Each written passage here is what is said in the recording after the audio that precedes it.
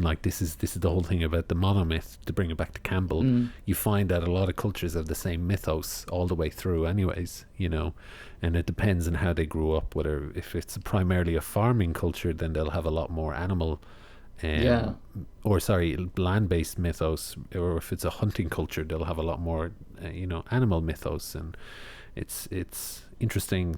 Campbell's work is just like, it's like reading humanity. You're just like, oh, okay.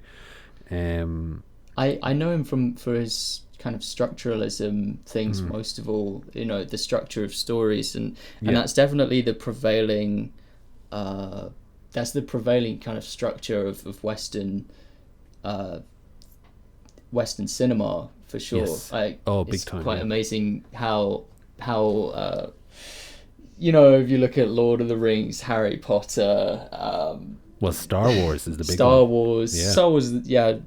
I mean, and that's one that Lucas directly he's very transparent about how much he took from that. Yeah. But for me, I was really interested in Aristotle and like Aristotle's Poetics, where he looks at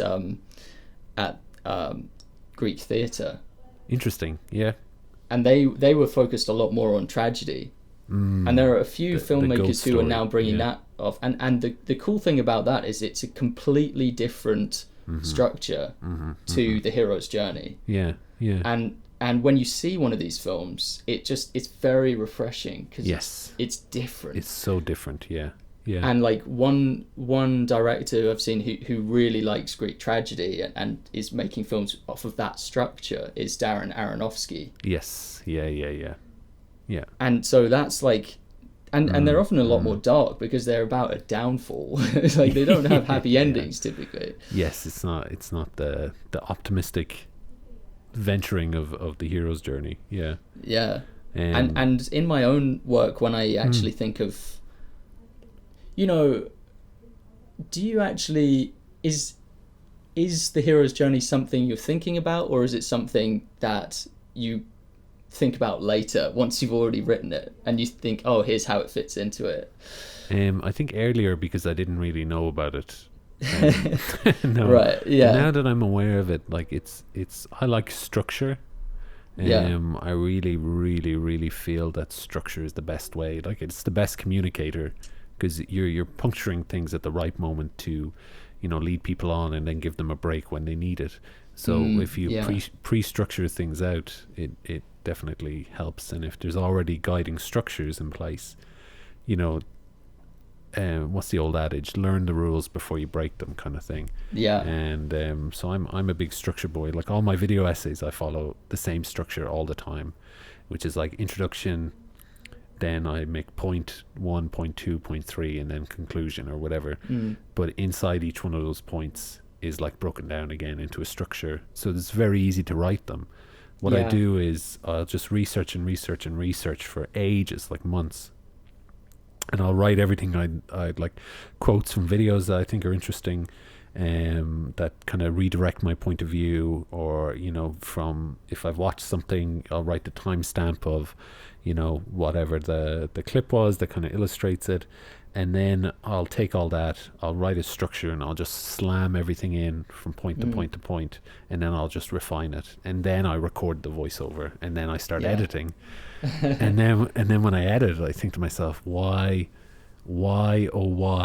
didn't I structure this better? Because I'm struggling to put a clip in to like punctuate my point, that I don't use one that has a better point later on, and I'm like, oh, why? And it's just torture trying to get from one point to the bit that I have planned, and it's just a nightmare. But I think, again, if I'm writing that's stuff, like I me, like though. structure. I do the same thing. with essays, that is, like, that's how I was taught in school. Yes, exactly. To write an essay, and I took that same structure and brought it to video, and I guess that's why they're called video essays. Exactly. But then again, when I see something like your yokai one, like, that has such a beautiful flow. Like, what was the structure that's of that? A film.